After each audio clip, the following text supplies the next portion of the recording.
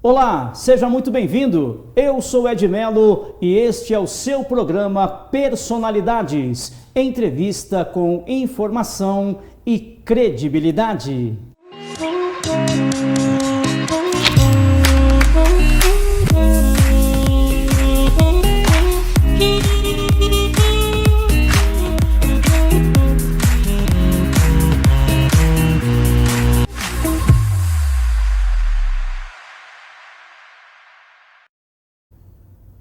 Personalidades comigo, Ed Melo, seja mais uma vez muito bem-vindo, muito bem-vinda. O nosso muito obrigado pelo carinho da sua audiência, pela sua presença. O programa que cresce a cada dia, você que nos acompanha, muito obrigado pelo carinho.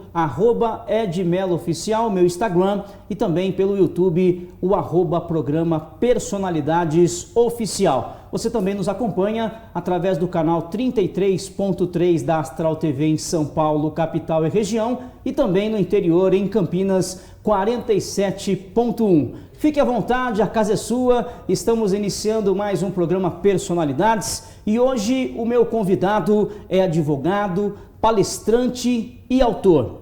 O nosso convidado, ele é pós-graduado em Direito Médico e da Saúde, também pós-graduado em Responsabilidade Civil e Penal no Direito Médico e pós-graduado em Direitos Humanos e também autor do livro Violência Obstétrica. Conosco, o doutor Ismar Jovita Maciel. Seja bem-vindo. Muitíssimo obrigado, que maravilha. Um prazer imenso estar aqui com você.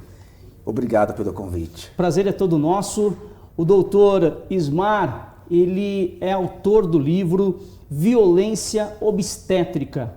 E é importante já entrarmos nesse tema, doutor, para que as pessoas possam entender. Poxa vida, Ed Melo, violência obstétrica é um momento muitas vezes sonhado pelas mulheres. É um momento importante para a família. É o primeiro filho, é um segundo neto. E eu gostaria que o senhor falasse um pouquinho o porquê da autoria do livro, não é isso?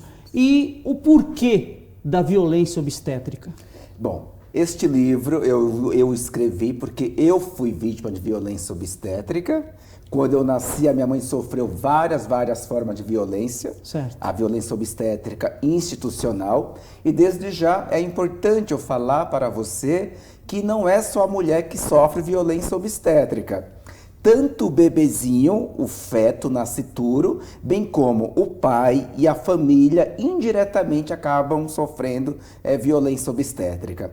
Então, esta obra foi exatamente um percurso do que a minha mãe passou, do que eu passei, e quando eu fui estudar o Direito Médico e da Saúde, onde eu me especializei desde 2018, certo, sempre tive um grande apreço por essa temática, aí eu comecei a estudar de forma bem intensa, e fiz várias formações em direitos humanos, igual você falou há pouco tempo, no direito médico da saúde, com a medicina baseada em evidência.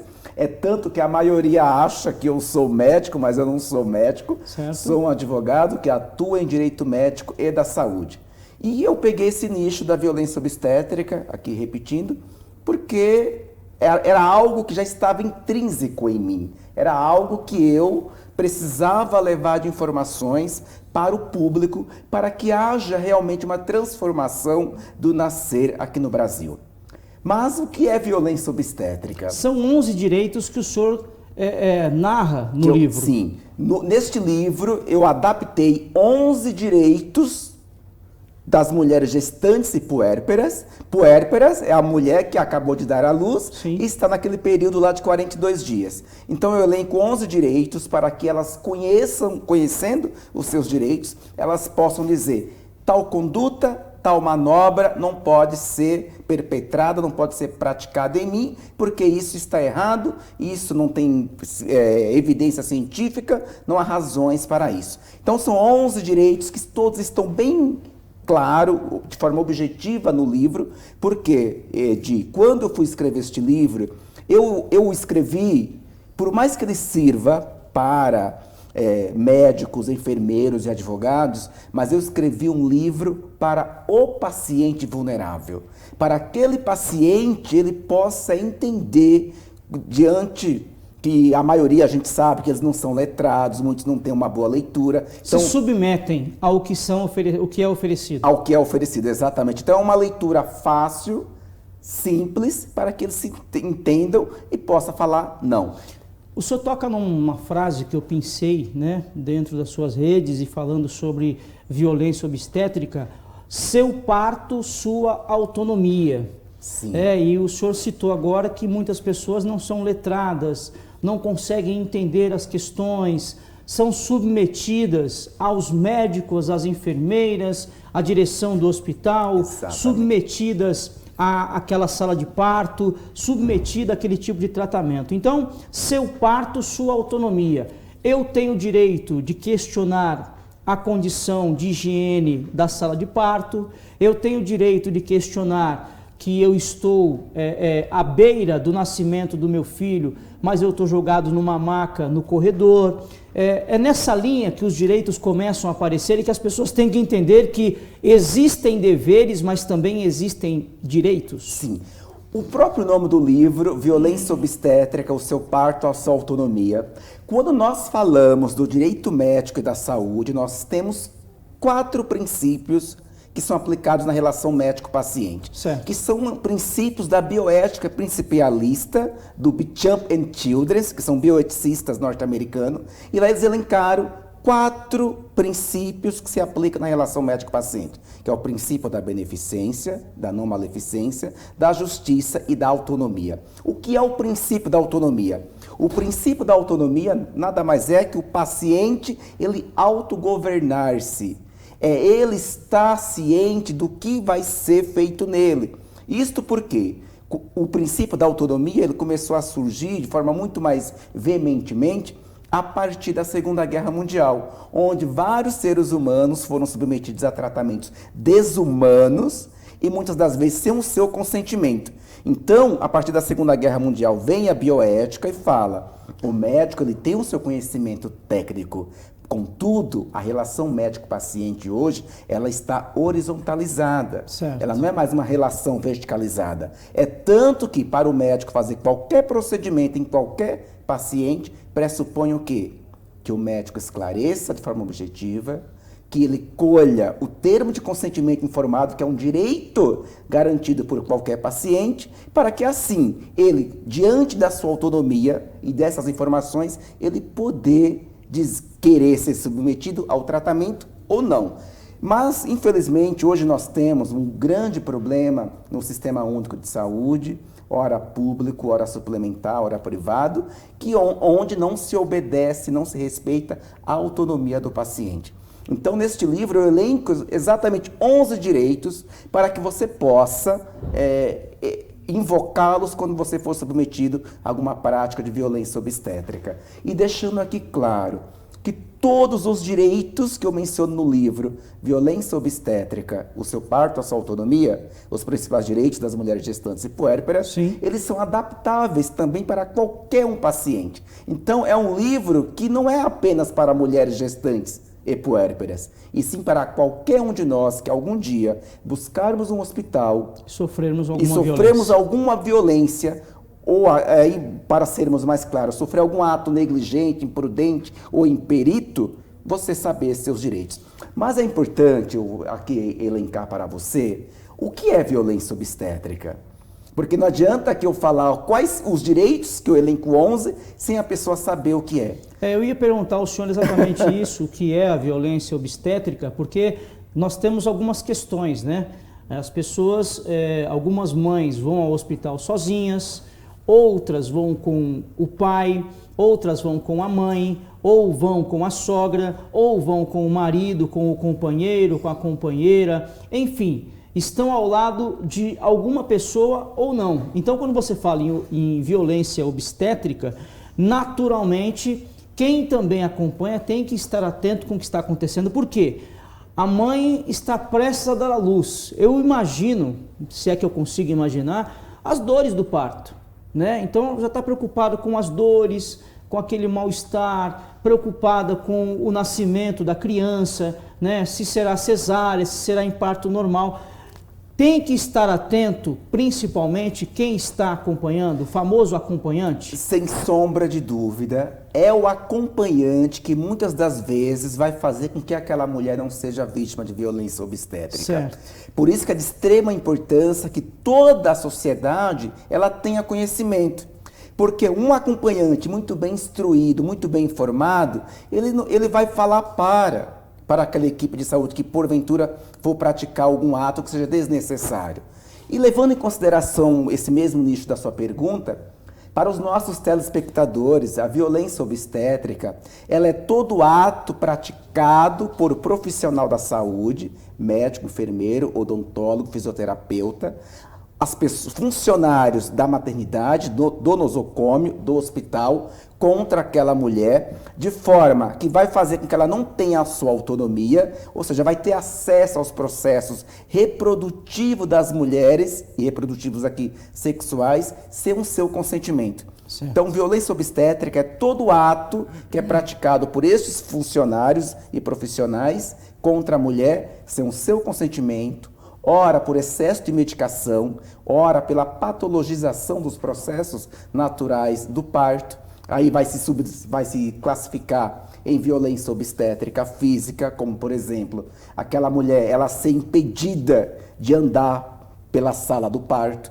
E a medicina baseada em evidência, ela diz que quanto mais a mulher andar, melhor vai ser para a progressão natural do processo. O organismo de parto. funciona. O organismo vai ajudar a funcionar. Ela vai produzir mais o quê? Ocitocina, que é um hormônio sintético, a gente fala, aliás, sintético quando ele é administrado. Isso. A ocitocina é um hormônio que todos nós produzimos, e a mulher, quando entra em trabalho de parto, ela o produz de forma muito mais elevada.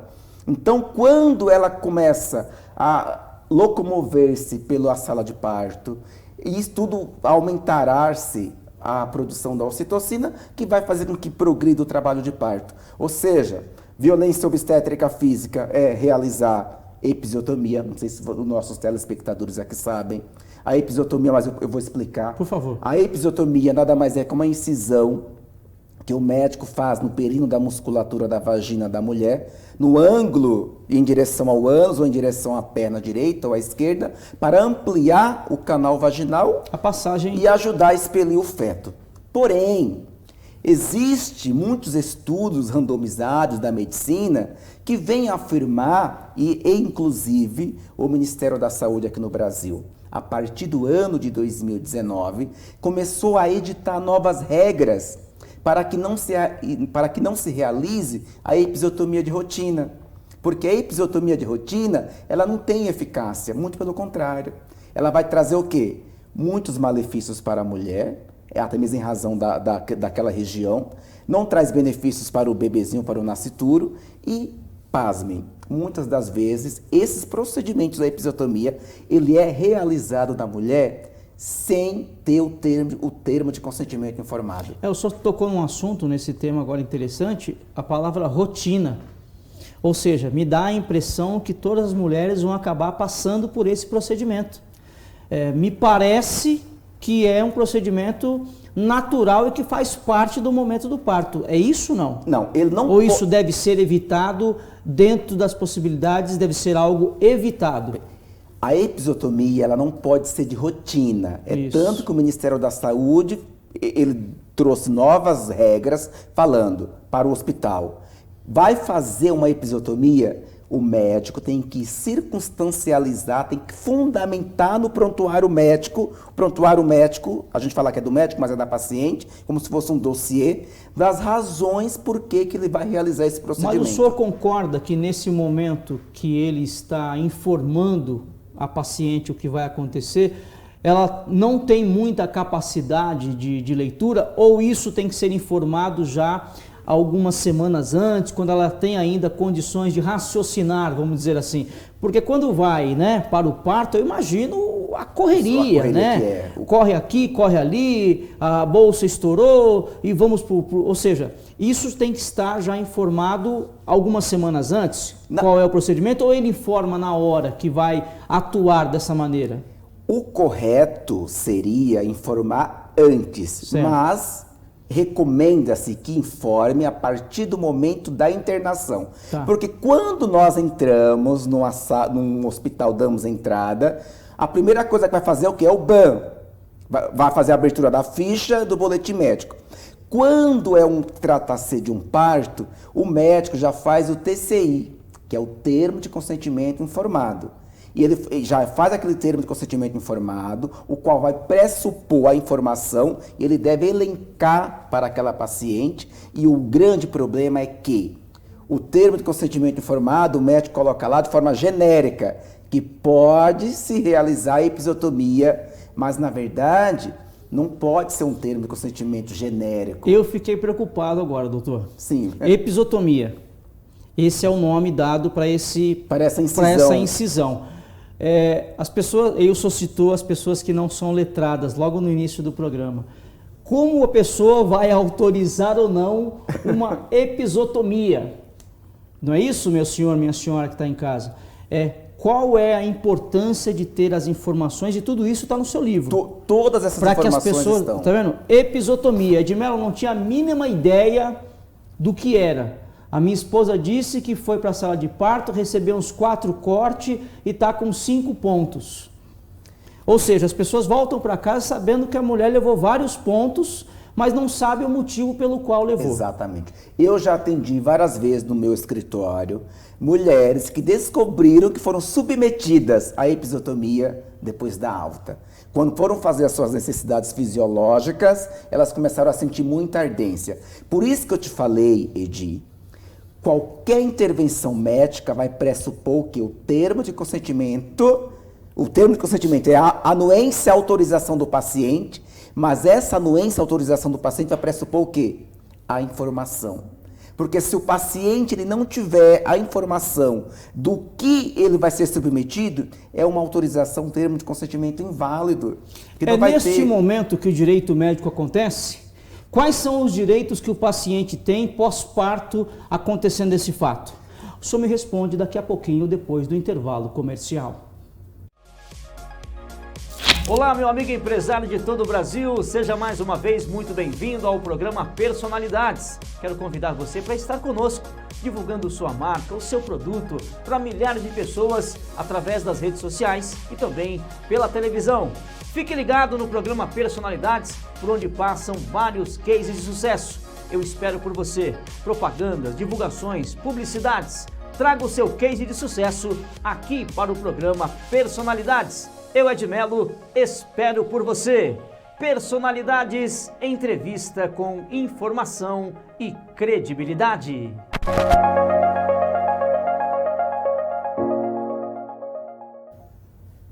Voltamos com o programa Personalidades. A você, muito obrigado pelo carinho, pela costumeira audiência. E estamos com o advogado, palestrante e autor do livro Violência Obstétrica, o doutor Ismar Jovita Maciel. Doutor, antes do intervalo, perguntei ao senhor quais são os direitos do paciente e da família após o parto.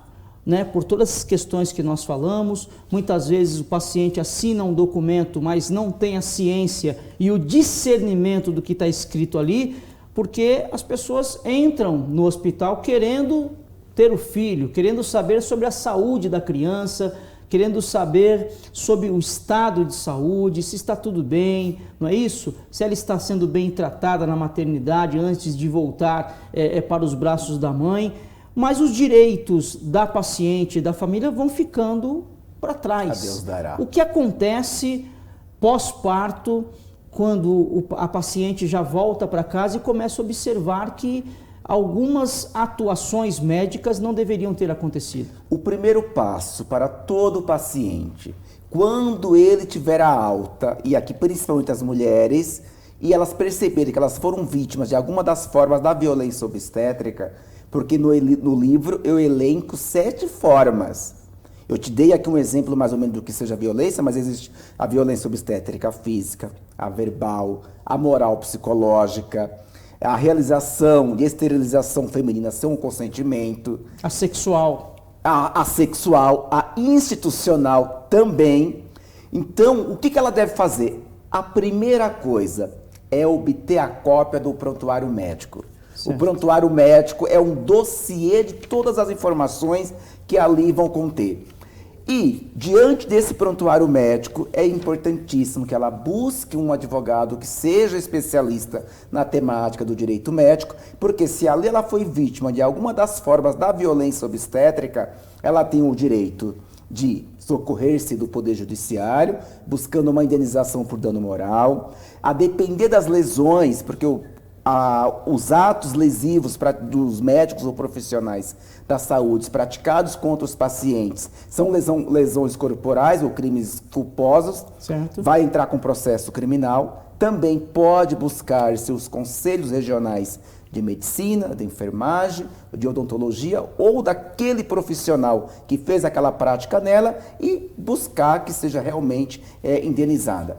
Então, existem muitos direitos. Tá? E os direitos que eu elenco no livro, essa pergunta específica sua, ela vai ficar focada no último capítulo do livro, que são as consequências para quem pratica violência obstétrica. Direitos são inúmeros. No livro eu coloco 11, como, por exemplo, o direito à informação, o termo de consentimento informado, direito a querer que seja submetida a um parto cesariano a partir da 39ª semana, porque aqui no Brasil, aqui no estado de São Paulo, temos uma lei da deputada federal Janaína Pasquale, que garante às mulheres que a partir da 39ª semana elas optem por qual via quer ter o parto e optem pelo parto cesariano. Temos o plano... Mas o médico pode barrar essa opção ou não? Barrar não pode, mas muitos pode barram. Orientar que não faça. Por quê? Eu vou explicar para você. Explique. Quando a mulher é submetida a uma cesariana, aumenta 4 vezes os riscos de hemorragia, esterectomia ou qualquer outra infecção. Certo. Quando a mulher opta pelo parto cesariano, o que compete ao médico? É orientar dos riscos, das consequências, dos benefícios, dos malefícios. Mas ele não pode retirar a autonomia da mulher.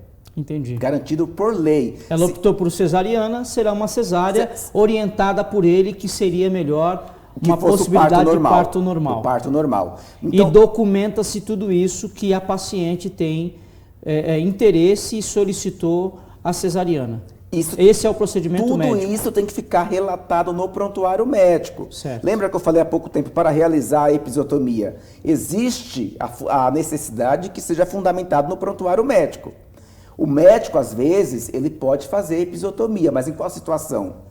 Emergência. Entendi. Se é uma questão de emergência para salvar a vida do feto, o médico vai fazer a episiotomia em obediência ao quê? Ao princípio da beneficência, que diz que o médico deve buscar tudo que estiver ao seu alcance para minorar o abalo à saúde do paciente e o direito do terceiro. Quem é o terceiro? O feto. Personalidades comigo, Edmelo, você é o nosso convidado especial, um papo muito interessante, hein? Violência obstétrica. Doutor, uma pergunta que até nem está na pauta aqui, mas me chamou bastante atenção com tudo isso que o senhor está nos orientando e nos comentando. Nós temos alguns médicos que formam o seu time, que formam a sua equipe. Eu quero aquele anestesista, eu quero, né, aquela enfermeira. Esse time que está dentro da sala médica, dentro da sala de parto, é responsabilidade direta do médico oficial da sala, o médico do parto. Quem são os responsáveis por aquela equipe que está aqui na sala de parto? Ou é a direção do hospital? São os médicos que, de fato, praticam o ato que é desnecessário contra o paciente. Existe uma questão, tem até uma resolução específica dos conselhos federais e regionais de medicina, que o médico anestesiologista e o médico cirurgião, eles vão responder de forma concomitante. Ou seja, quem tem a equipe lá da enfermagem, o médico obstetra, certo, o médico anestesiologista ou até o mesmo médico cirurgião. A culpa ela tem que ser individualizada. Aquele que praticou o ato desnecessário, ele vai responder por aquela prática. Certo. Responde o médico e responde o hospital em si, com uma observância. Se esta conduta, que supostamente não deveria ser praticada, foi praticada por um médico que está prestando serviço para um hospital público, certo. O médico não responde à ação civil. Porque nós temos uma vedação expressa da nossa Constituição Federal, tema 940 do Supremo Tribunal Federal, que diz que se o médico está prestando serviço para o Estado, o médico não pode ser diretamente processado para ser condenado a indenizar. Agora, se for na saúde suplementar, ele vai responder por todos os atos praticados contra o paciente. Nós temos um quadro chamado Personalidade Responde. Momento em que os internautas, telespectadores, eles fazem parte do nosso programa e perguntam ao nosso entrevistado sobre o tema que está sendo aqui tratado. Vamos lá? Vamos. Vamos lá. Personalidade Responde.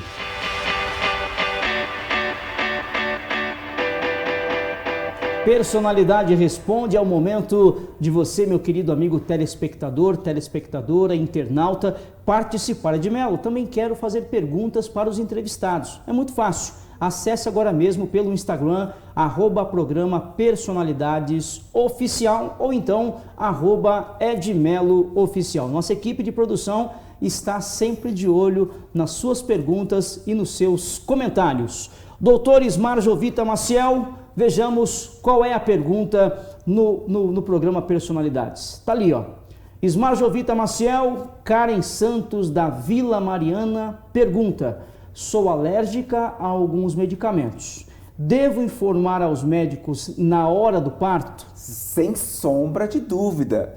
É obrigação do paciente informar qualquer alergia, qualquer condição de saúde para o médico. É tanto, se você não informar para o médico ele pode ser isento do dever de indenizar por algum abalo à sua saúde que você sofreu. Eu falei há pouco tempo, compete ao médico explicitar tudo para o paciente. Da mesma forma, o paciente também deve falar para o seu médico, para que assim ele use outro fármaco que não vá lhe causar alergia. Esse tema de alergia é bem interessante, né? Eu sou alérgico é muito complicado. Você é alérgica a ovo, você é alérgica a isso, alérgica a aquilo. Essa informação ela já pode ser antecipada, né? A partir do momento... O paciente já pode informar meses antes até. Sem sombra de dúvida. A partir do momento que ele dá entrada no hospital, já deve informar que ele tem alergia a tais medicamentos. Se é um médico obstetra que já está acompanhando aquela paciente desde os 8 meses, já deve constar da ficha médica que ela tem alergia... Desculpa, gente. Que ela tem alergia a qualquer outro medicamento. Ó, falar de alergia, até aquele a garganta medicamento. Até a garganta sentiu. Tome uma água, doutor. Eu também sou alérgico a vários medicamentos. Doutor Ismar Jovita Maciel, advogado, palestrante e autor do livro Violência Obstétrica. E não é só isso, viu? O doutor Ismar, ele também faz as palestras. Por que seguiu o ramo das palestras? Porque o senhor seguiu o ramo das palestras, além dos livros com muitas informações. A palestra complementa a informação? Eu acredito que a palestra, que é uma das formas de comunicar, ela transforma, ela salva vidas. Certo. Eu tenho comigo que um processo você pode mudar a vida de uma pessoa. Numa palestra com 200, 300 pessoas, quanto que não é dimensional isto? O quanto isso não transforma a vida de muitas pessoas? O alcance é muito maior. O alcance é muito maior. Eu costumo dizer que cada palestra, ela transforma a vida, porque eu tenho certeza das orientações que eu já dei antes do parto, quando a pessoa estava fazendo pré-natal, o que eu falei foi exatamente o que a pessoa falou para o médico e ela deixou de ser, ela não foi uma das vítimas de violência. Antecipou e tudo correu muito bem. Tudo correu bem. Então, a informação, ela transforma as vidas. E nós temos aquela conduta, vamos deixar primeiro acontecer para depois você socorrer-se. Não, pelo amor de Deus, vamos ter um compliance. Verdade. Antecipar. Se prepare, porque o processo da gestação e do parto, como já diz a Laura Gutmann, Frederic Leboyer, vários outros médicos que estudam essa temática, ele é muito incerto, ele é obscuro. Então tenta se antecipar antes para que você não seja uma das principais vítimas. Melhor prevenir do que remediar. Doutor Ismar, muito obrigado. Infelizmente vamos chegando ao final do nosso programa.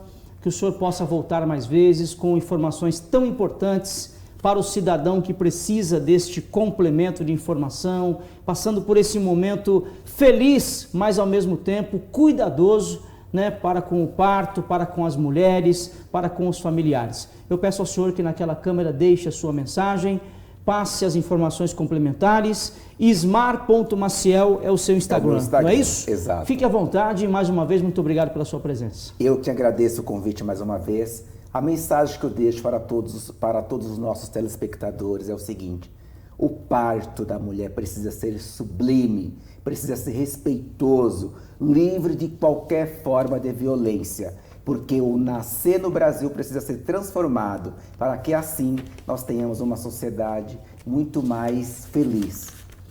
Dr. Ismar Jovita Maciel, o meu muito obrigado. Seja bem-vindo. E a você, não se esqueça, sempre é hora certa de fazer a coisa certa.